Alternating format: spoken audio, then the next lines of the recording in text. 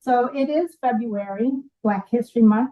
And as we know, Martin Luther King Jr. spoke a lot about environmental issues, noting pollution, human health, and environmental justice, saying, all life is interrelated.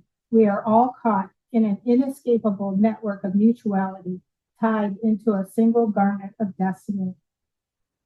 So I thought that was poignant because it is the interconnectedness that brings us here tonight to learn more about the Nisqually Delta and the pressure to develop the Delta into something that would look very different if it had not been for the citizen activism that began in the 1960s to the present. So I'd like to start my presentations by acknowledging that we are on native land, and in this case, the Stay-Chos band of what is now known as the Squaxin Island tribe. And my book really does begin and end with the tribes. I would go to Puget Sound partnership meetings to hear Billy Frank Jr. speak, even though I didn't have time to write an article or whatever, and transcribe often what he said. And it was in 2014, I was at a meeting, and he spoke about the copper ore spill in the Nisqually that occurred at McKenna in 1977. So when I saw the newspaper articles in my research, I was like, oh my gosh, yeah. So, and we had a lot more media back then, and I'll talk about that. This is an untold story. It really hasn't been told before. The information was right there. Much of my work was done at the Evergreen State College archives, where, as we'll get to, Flo Brody donated all her ephemera, everything in 1991, just before she passed away, 85 boxes. And then so much was donated to me in the last 6 years of my research that I have now donated all of those boxes that were given to me to Evergreen. So there are a lot of newcomers in the area, and I don't like to assume that anybody knows where we're at. So in the last 50 years or so, Thurston County, Pierce County, the ports of Olympia, ports of Tacoma, and various corporate characters have each put forth multiple simultaneous proposals to industrialize the Delta. So, like I said, citizen activism was strong, and it was the Nisqually Delta Association, a 55-year-old nonprofit whose mission is to protect and preserve the Delta that was at the forefront of those efforts. So, starting at the beginning, on a glacier, Mount Rainier, the Nisqually River flows 78 miles down the Nisqually River Valley to meet Puget Sound. Passing through 3 counties, the Delta is the only estuary in the country with its headwaters in a national park. This photo is from Mounts Road. The Delta is the culmination of a major river system, providing more than half the freshwater flow entering South Sound waters. 18 rivers drain into the Delta, including Squalichoo Creek in Pierce County, which I devote a whole chapter to in my book. The Delta maintains critical habitat for wildlife and salmon, including the Chinook salmon needed for the survival of the southern resident killer whales. And these salmon spend about a month in the Delta before they head out to the ocean. The Delta has a long history of enduring industrial threats, starting with the arrival of European settlers and then later the railroads. And it was Hank Adams. I chatted with him back in 2019, telling him about my project, and he said to start with the railroads, so I did. Sorry. Let me get this. This is the Medicine Creek Treaty Tree.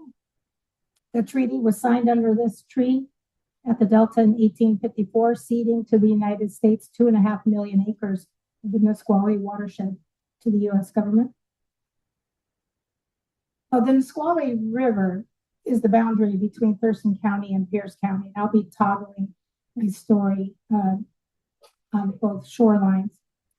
The picture on the left, I just took in 2020, but it looks like it could have been taken in 1919 when the pier was built. It was built to serve the needs of World War I, World War II, the Korean War, and in the export of explosives in what is now Northeast Lacey in Thurston County near Jubilee, up on the Nisqually Reach. The National Oyster Company also started up there in the 30s, and they're still there. And these were active industry hubs, and a lot of land was owned by Weyerhaeuser and Burlington Northern. So the picture on the right is the rail line that runs over Squalechu Creek, and that was constructed in 1912.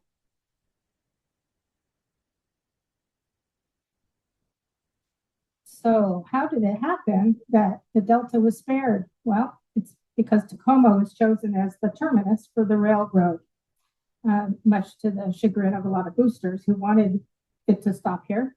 But it bypassed Olympia, and in 1904, Seattle attorney Alson Brown created a large commercial dairy farm here by diking 1,000 acres. I did not take these photos. These were taken in 1915. And I like them. I have a lot more, but this is kale in the foreground here. And you recognize the trail out to the twin barns, which are just behind those trees. And then the one with the cows. I like that picture because you see Lure Beach in the background there. I have pictures of chickens and all kinds of other good stuff, but we only have a half. So this was an amazingly productive agricultural area that served all of Olympia, Nisqually Valley, and beyond. It's quite extraordinary. But fast forward to 1949, and it was the Port of Olympia that included the Delta in its comprehensive plan as a site of heavy industry and future port activities. And when you put something in a comprehensive plan, you need to pay attention. They even had a name picked out. Eventually, it was to be called the South Sound Industrial Park, and boosters envisioned a new city here called Puget City. So Washington State got in on the action and offered the use of the Delta to the U.S. Navy in 1957. And then what else happened? I-5, yep, in the 60s. So there were about 20 individual property owners who owned property at this time, including the Beber brothers.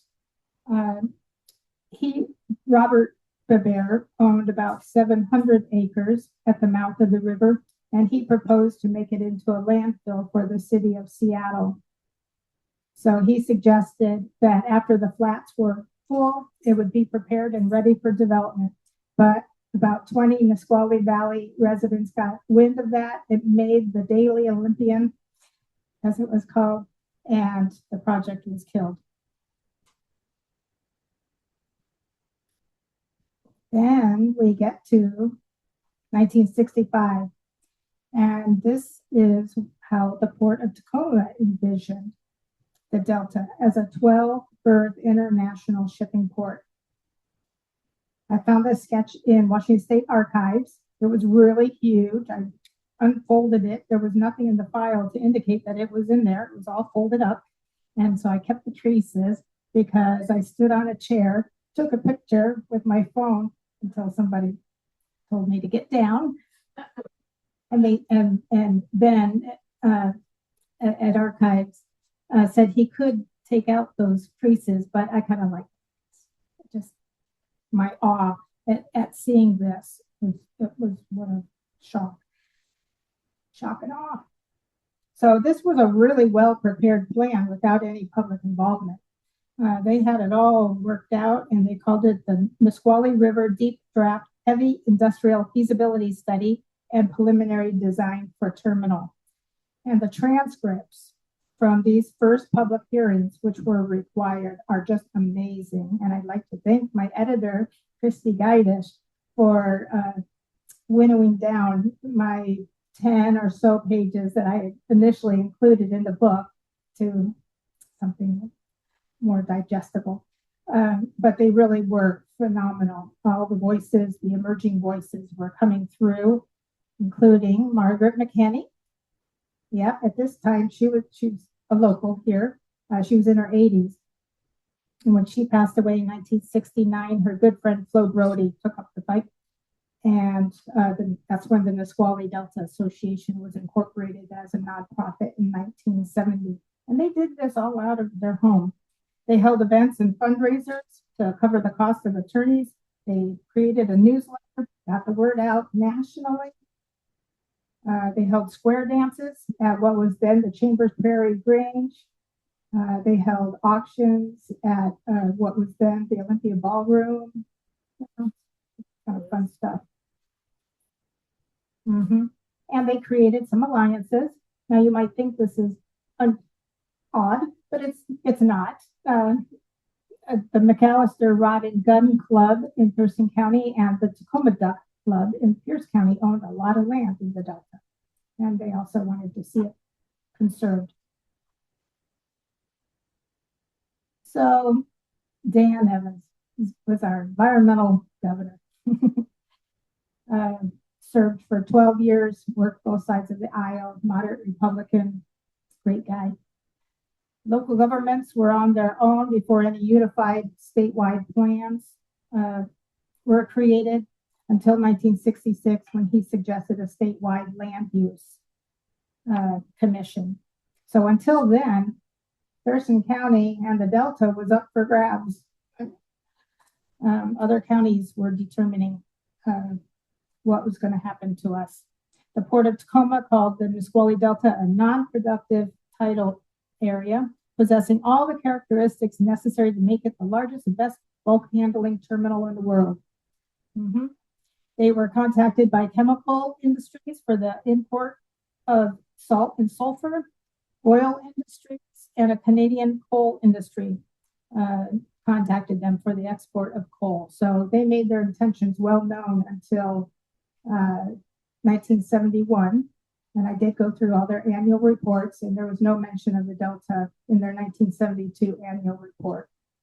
And by that time, they were just concentrating on Commencement Bay. So Governor Evans was the one behind, and the reason why we have a Shoreline Management Act. He was a visionary. He sought to protect the entire Nisqually watershed. So this is a picture of DuPont in 1976. So in 1968, when the Brown Farm was put up for sale, that started a significant land grab that had been brewing for years, which I talk about in the book. And in the 1970s, the Weyerhaeuser Company bought the company, DuPont, acreage from the DuPont Company. And they immediately planned a log export facility. So now here I'm getting into the era where some people's hands are going up and saying, yeah, I was there. I remember that. But it was the Nisqually Delta Association and its allies that litigated all the way up to the Washington State Supreme Court twice in the 1980s. And the final decision was actually one kind of luck. The Supreme Court decision allowed Weyerhaeuser to build the dock, but placed so many restrictions on it, and for various reasons, Weyerhaeuser just decided not to build it. Now, this dock was by that time abandoned in 1976, and it's only 300 feet long and 36 feet wide, made out of wood. So it's a far cry from what they were envisioning. So moving into the late 80s, I took this aerial in 1988, just after Thurston County approved the Weyerhaeuser Real Estate Company's master plan for Meridian Campus. When there was nothing there but trees and trails and a little cheese factory there. You can see the Delta up there in the upper right. This is the late 80s. So then, of course, we know in the 90s, we really had our housing boom. So in the early 1900s, Weyerhaeuser and Lone Star Northwest, now Cal Portland in Pierce County, Cal Portland's a subsidiary of Glacier Northwest, a sand and gravel mining company, proposed to redevelop the old wharf near Squallachi Creek into a massive gravel export area. I mean, this area had been used and has been used for about 135 years. It's a rich area in gravel, very high quality gravel, that most of it is used here. It's growth that is continuing to expand the footprint of this business. But what happened in the 90s, again, the whole litany of the same issues, noise, and environmental concerns. The Nisqually Delta Association again took up the task to go back to court, but on the recommendation of the Shorelines Hearings Board, they said you all need to just negotiate and duke this out. So they settled in 1994, and what happened, amongst other agreements in negotiations, is their chute at which they dump the gravel onto the barges and it goes out to the world, was moved away from Squallachi Creek up to Tatsolo Point. So this view is from the ferry at Anderson Island. You do not see it from the refuge. You do see it from Lure Beach when you're in Thurston County. But it was a win-win. The Nisqually Delta Association also got some money from the corporations as an environmental mitigation fund, which is still in existence and overseen by the Nisqually Land Trust. And I'd like to thank Janet Dawes, who passed away. But if it had not been for her files and her wisdom and my interviews of her, my book would be very different. She kept meticulous records and gave them to me after the pandemic and libraries closed. All these boxes that people dug out of their basements and attics and such were at my house. And she trusted me. Yeah. And I'd also like to thank George Walter, who's very much here. And people just told me a lot of stories. I interviewed about 25 folks. Some interviews lasted for hours, some for days, some for years. They all have amazing stories, and I've integrated that into the book as well. And some folks are no longer with us. So there's a lot of successes. As I talk about in the book, the Nisqually Indian tribe purchased 410 acres of the Ken Braggett farm in 1999 in Pierce County. And then in 2002, a 31-acre dike was removed, restoring the delta to saltwater marsh. And then in 2009, over 700 acres of the dikes were removed, and restoration efforts continue. I got to go on a lot of field trips. Yeah, with the Wahi Loot kids. We threw frozen salmon into the Mashel River. And these kids are doing water quality testing. There are about 10 schools in the Nisqually watershed who participate with South Sound Green, which is a project where the kids do real citizen science, and then they all come together at the Evergreen State College to present their findings. And that is a lot of fun. And it's real stuff. These kids were from Roy Elementary in McKenna. Turbidity, pH balance, all that good science. And then I'm a member of the Mountaineers, and this is a group of Mountaineers, and I helped. I didn't just take pictures at a Rotary group, an Olympia Rotary group, volunteering to get those leaves off the boardwalk. Oops, sorry. Yep, that's just future threats. So we have some issues still ongoing. So my question has been, who's going to step up? And there are a lot of groups that are stepping up, and there's a great appendix in the back of the book that lays out all the different organizations that care about the Nisqually. But I would say that if there's something really earth-shaking and worrisome right now, it would be the area of DuPont and Squalichoo Creek. So I started on this project in 2018 when I was writing for my blog, which is still up. You can read all these great articles.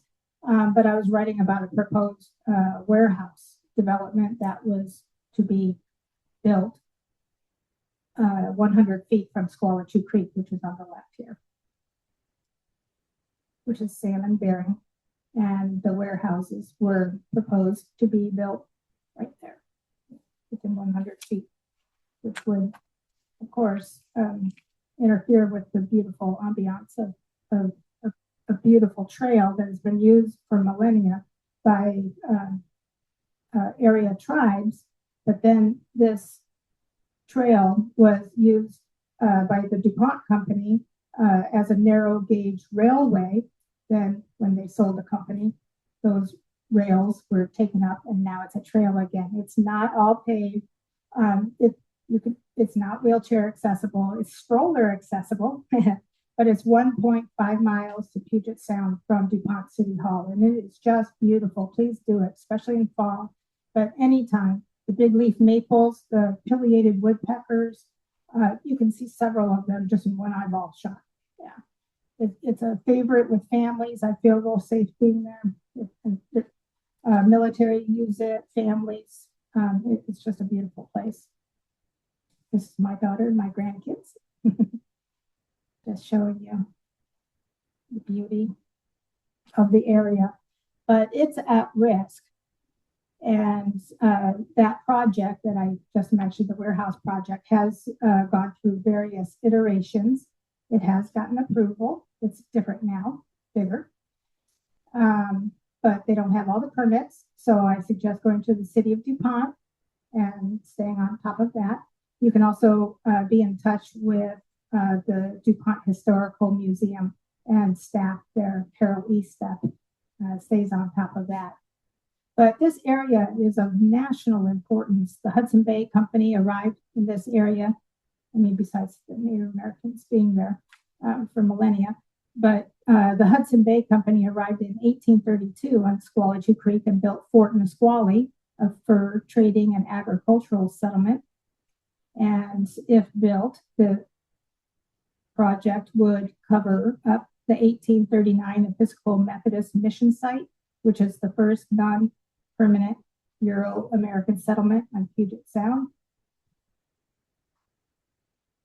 Not only that, from 1904 to 1912, the Buffalo Soldiers of the 9th Cavalry camped here and did very successful maneuvers here, watered their horses in the creek, stayed, came back, stayed, and were there multiple times, and that's why we have Camp Lewis and Fort Lewis. So the Washington Trust for Historic Preservation has called this area one of the 10 most endangered historic properties in Washington state, and that was in 1999.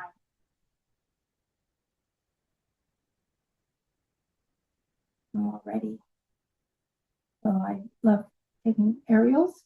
I come from a family of photographers. My dad and my grandpa were photographers and pilots. So Cal Portland's expansion plans also loom large.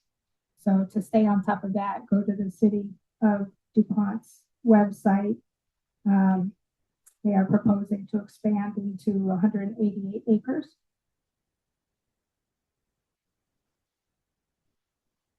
There's Nisqually up there. This is Thurston County.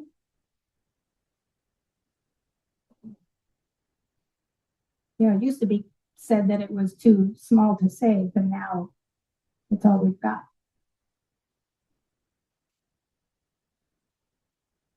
Very small buffers. I talk about the buffers in the book. There's the National oyster company right there. That's Lure Beach. And then we go over to DuPont. This is Northwest Landing, a master plan community built in the 90s. There's the railroad. This is Hoffman Hill. If any of you live there. I give a lot of talks in DuPont and Pierce County. A lot. They're very interested. And then now they have their warehouse district. That's Ketron Island there. There's Cal Portland and the expansion, which is in front of a hearings examiner. He still has the case. It was last heard in June, and then the record was opened until July, and that's where it sits. But they would be expanding into the forested area, which is contaminated, by the way. I mean, this area has been well used by the DuPont company. And then to get rid of the buildings, they just blew them up. So literally lead and arsenic is all over. And that is a small residential community right there that they did clean up to residential standards.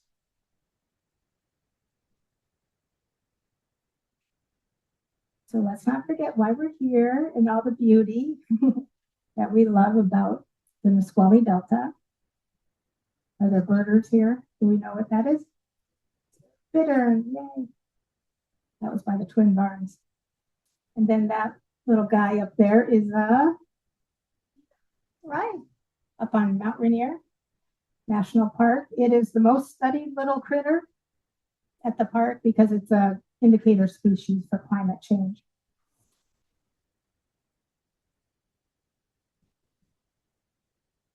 I took a video for my little grandson the other day. Just all you could hear is ribbit, ribbit, ribbit, ribbit. Couldn't see the frogs. Here's a winter scene. Looks different every time we're out there, huh? Kayaking, my birthday one year. The bioluminescence is incredible. It's pitch dark out there, and all you hear are the harbor seals snorting, coming right up to your boat. Well, I have a lot of folks to be grateful for, including my daughter and my two little grandkids who were born during this last 6 years. I've been working on this project. And what we love is citizen science. And so there's my little one at Lure Beach after a beach seine. And they gave him a green net, which he loves, green. And he thought it was just for him. And identifying the creatures that came up in the net. And then that's my little one at Squalachoo Creek. I didn't take my kids to Squalachoo Creek. I didn't know anything about it. I've lived here 43 years, took them to Nisqually every week, all the time, like my kids. So it's kind of neat that now they go to Nisqually all the time, my grandkids, but we also go to Squalachoo Creek all the time. And then from my blog, which was called Little Hollywood, I've morphed into Little Hollywood Media, and I'm continuing to document the histories and lives of all the wonderful people that I meet in the community. And then I have lots of thank yous to the Nisqually Delta Association. They paid for the printing of the book, which was a big chunk of change. And they just trusted me back in 2018 when I was writing about the warehouses, and I was the only one writing about the warehouses, and they said, we want you to tell the story. So I thank them. And there's Tom Sherwold there, who was the one who had faith in me and said, we're going to do this. And some folks didn't make it. Bruce Fortune, who was in the book, Fred Nicholson, NDA member. But a lot of good things are happening.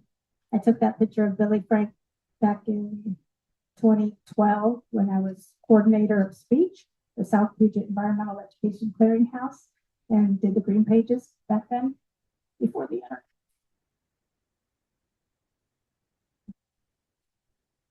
So I'd like to end my presentation with a quote by Billy Frank Jr.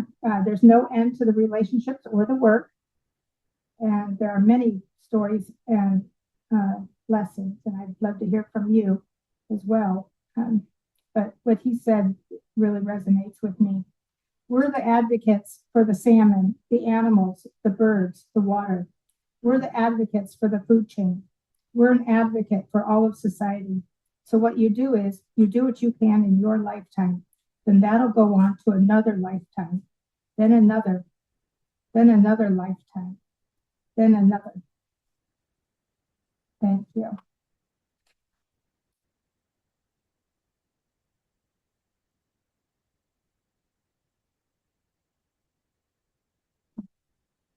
I'd love to hear you. If you have any questions, yes. Thank you.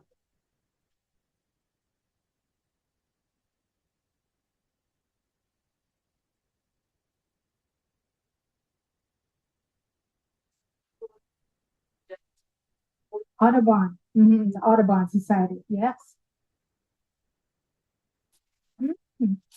I do have information about that. Well, it's a land holding. They were pressured for years to give it up, and they never did. But it gives them standing. That's yeah. I'm not going to go off script because we're being televised here.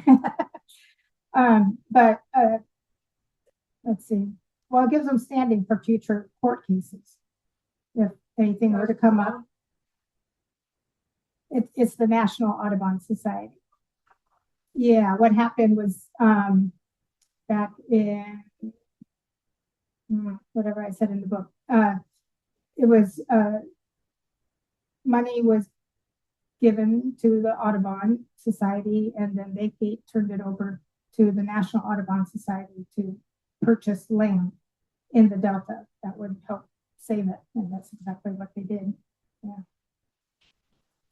I have more information here. Let me see if I need to elaborate on that. Yeah, I've spoken to the Tahoma Audubon Society once, and then it was packed, and they had me back again. I'm going back again February 21st. So that's really great. But, yeah. Thank you so much for this. This kind of memory work, I don't, in some jurisdictions, it's called memory work, which is just when there's a risk of losing this through line of what the threat has been to these areas of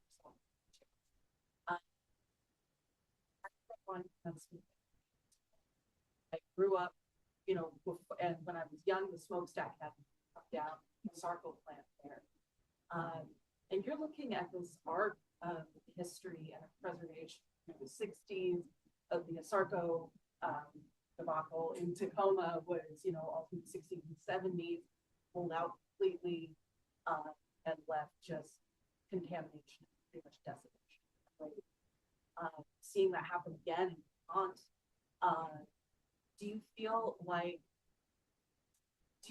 the conversation has changed around development with those examples, or are people kind of forgetting along the way that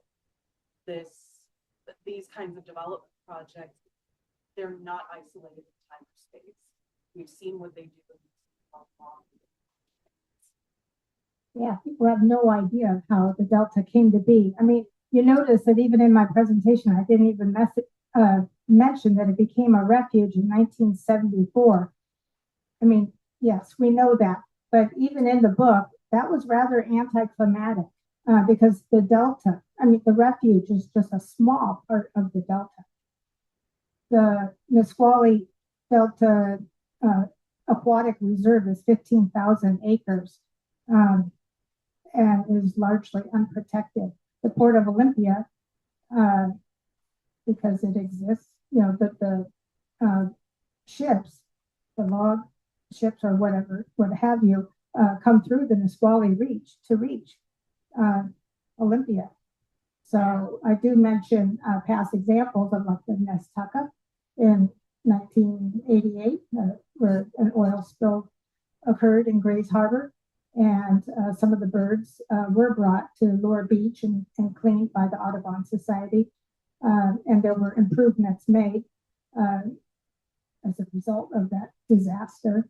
But no, I think people forget, and they have no idea of what it took to piece all those pieces of land together, and for Thurston County to finally say, you know what, we're not going to have industry. That happened back in 1976. So that's why I say I'm more worried about Pierce County and the city of DuPont, and we have to pay attention to our planning commissions. I mean, you got to start deep, and you got to start 30 years ago to catch up. So that's a good lead in for me to explain that this book is a call to action. I mean, I wrote it for my grandkids. I wrote it for your kids and grandkids, for the community, because nobody has really talked about the Delta for a long time. So this was just a story that was ready to be told. And there's folks like Howard Glastetter, actually, who lives in the Nisqually Valley, 85 years old, who is still studying position papers. He's lived in the Nisqually Valley through all of these floods that have occurred routinely throughout the years. And he's out there spreading the word.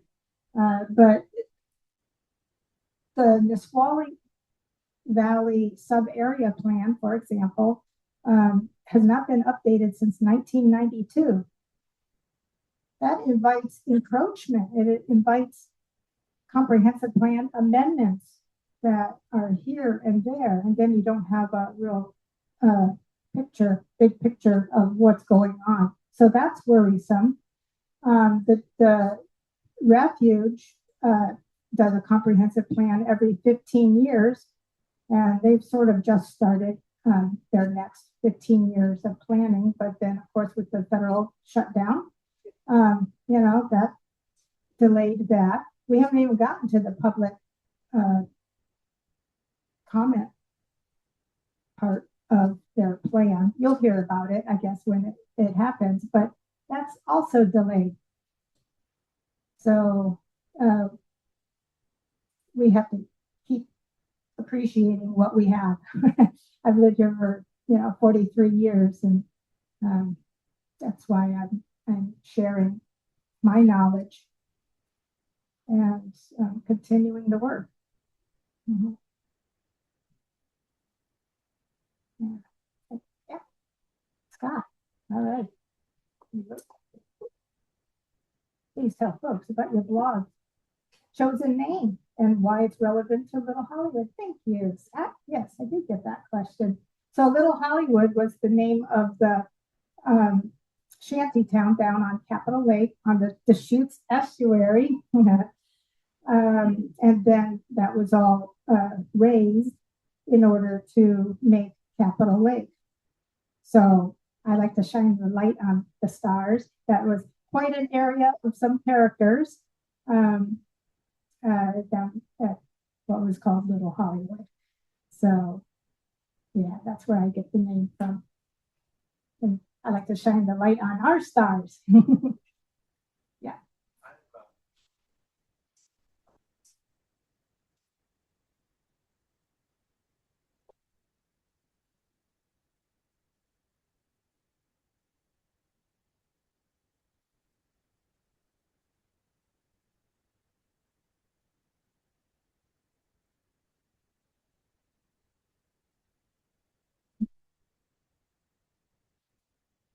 Well, that area, the Nisqually Valley, was separated back in the 90s from Thurston County as a separate planning area because it's agricultural. And they all got together and said that this was going to stay a rural area. So they are supposed to be planning for it differently. and not allowing industry, but there is asphalt company there, a sand and gravel business there that does keep asking for comprehensive plan amendments. So even though they've been a good neighbor, they tried to continue to expand their operations as well. So yeah, definitions matter.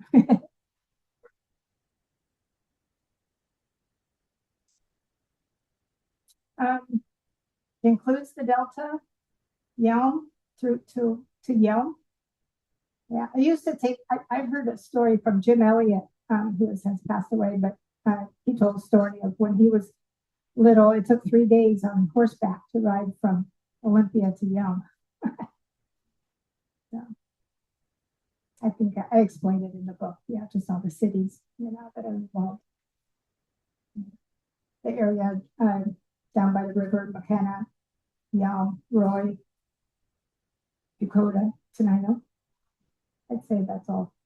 Nisqually Valley, Frank's Landing. Mm-hmm. What's that?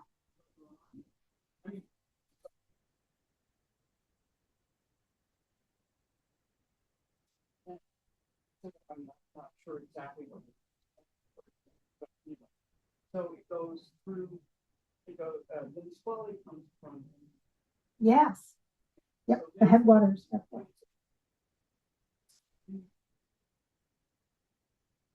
It's a no, that's the watershed. That's the Nisqually watershed. Sorry, I'm just talking about the flat floodplain area, the prairie area,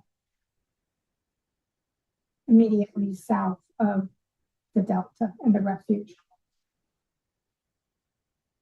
Well, DuPont's in Pierce County. Yeah. Sorry.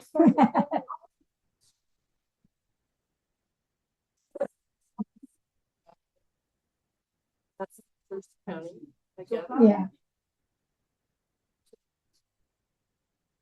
That's all right.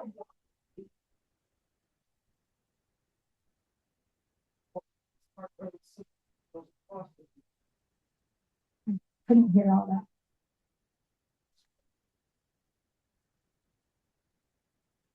Mm-hmm.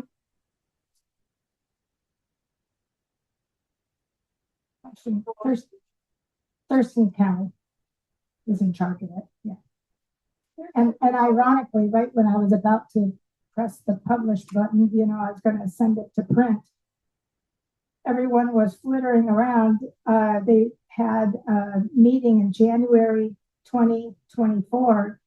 Of all of a sudden, they were going to start up the Thurston County sub-area plan. I was like, what?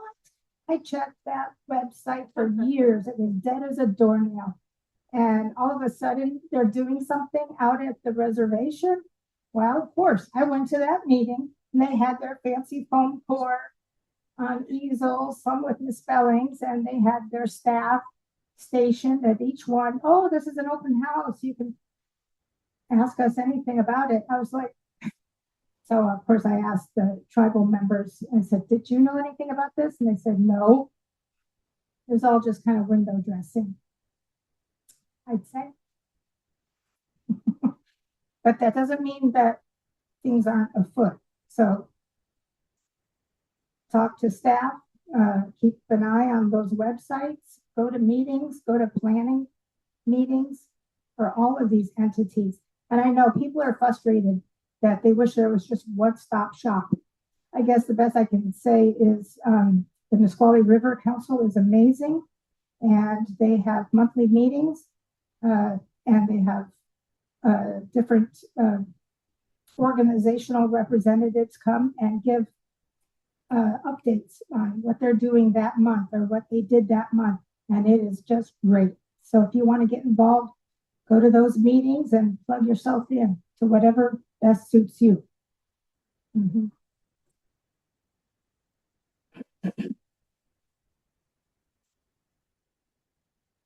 I was writing about the warehouses in DuPont and very concerned about Squalitude Creek. I love trees. If you read the articles in my blog, I talk a lot about trees and land use. So it was the Nisqually Delta Association who came to me. But I knew Tom I was procuring articles from him back when I was president of speech and managing editor of the Green Pages. So I was procuring articles about what they did years prior. But this was an opportunity that just kind of landed in my lap. Yeah, thank you. Mhm.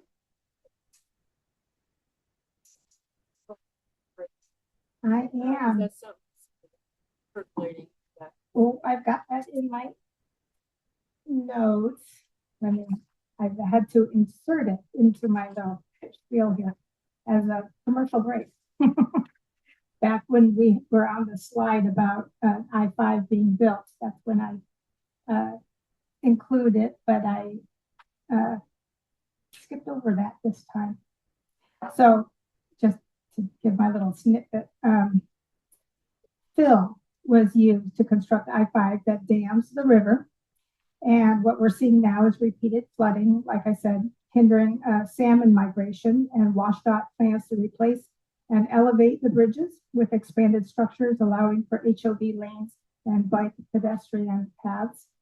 The segment around Mounts Road, as we know, with the train accident a few years ago, it's also problematic. It's a choke area that would cut off economy and any way of getting in or out. And realigning McAllister Creek also needs to happen. That's a sad little creek down there right now. So a planning study is complete with funding secured for preliminary work, but construction funding is still needed. The tribe and JBLM and everybody, Army Corps of Engineers, about 20 different entities are involved. So I just say stay in touch with WashDOT. Yeah. Yeah. So, okay, sort of being new. Mm-hmm. So could you explain, so then I-5 goes over that area? And so what you're saying is Over the river. over the river. And sort of, It was built on pylons. right. So then that is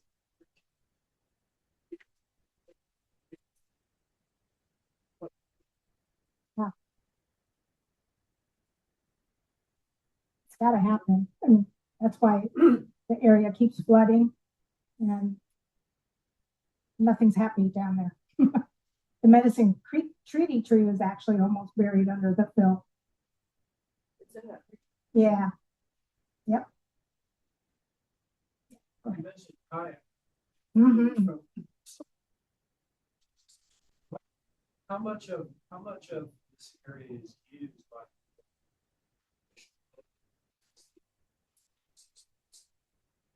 Lure Beach is a tiny boat launch area, just enough for one car to back up your boat, or take your kayaks down, and that's the closest to the refuge.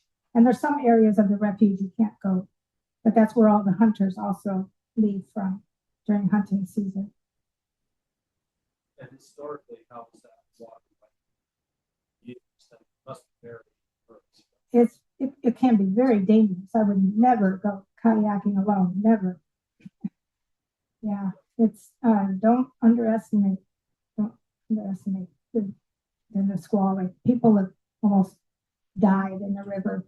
In fact, Dusty Rhodes, who often attends my events, he's a former Nisqually Delta Association board member, and he tells a very dramatic story. He told it at my book launch party of almost dying on the river. It's very swift. It has a dramatic tidal influence. Mm-hmm. There's rapids. I mean, the further up you go, it has a tidal influence of about 4 miles up the river. Mm-hmm. So the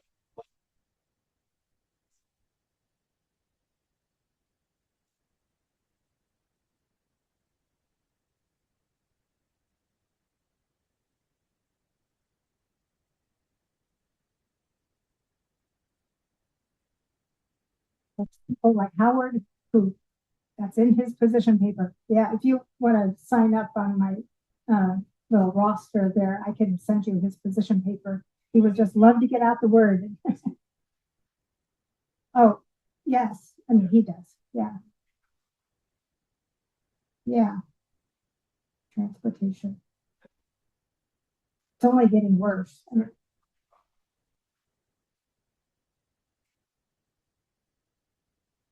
I don't know enough about that. Yeah. But that's comes up a lot. Oh, yeah. Amanda.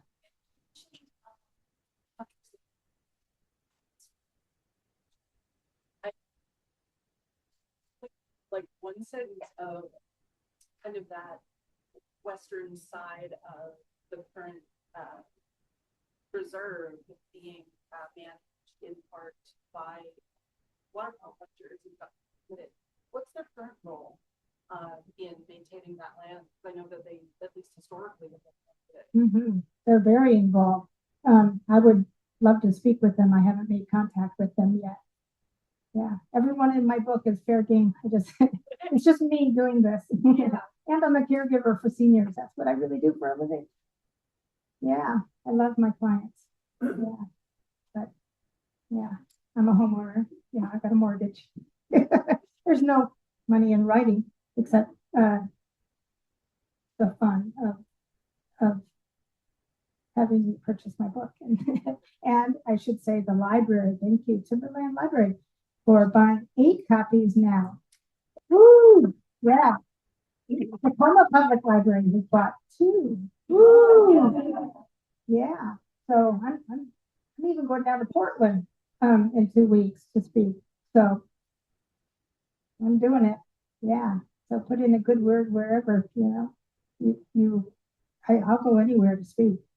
Do you have any concerns regarding the nasty threat to our area's waters, which is posed by new development from the Coca-Cola Corporation? No, I don't know anything about that, Scott. Is anybody else?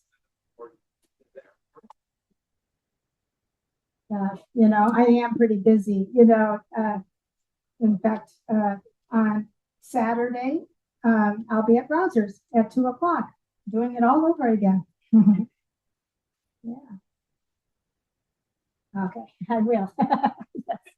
And then I will be having, thank you for reminding me, panel discussions, just like I used to do with speech, where I don't want to be the only one up here. And in December, I had our Newport Commissioner Krogensult, and I had former State Senator Karen Frazier speak at Traditions. And I had Karen speak because she was chair of the 1985 Nisqually River Task Force, and she was on fire. She really remembered the issues, the people, the memories. Yeah, it was wonderful. I did audio tape it just on my phone, but I will be having more panel discussions so that we can share that knowledge. Yeah, what's going on. We don't have a media now, although I heard that this was in the Olympian, which is now published 3 times. So yeah.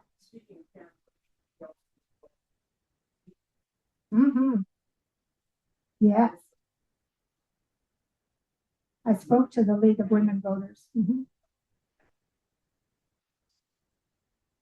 Yeah, the League of Women Voters is awesome. Yeah, if there's any other entities you know of that I may not know about, for example, the Clover Creek Restoration Alliance, I didn't know about them. They had me speak a couple of weeks ago over in Pierce County and Parkland, Spanaway area at the library, Parkland Library, and they bought 15 books. They were so excited. Yeah, and they're a new nonprofit doing good work in Pierce County. So I said, well, here's, a template for you. Yeah.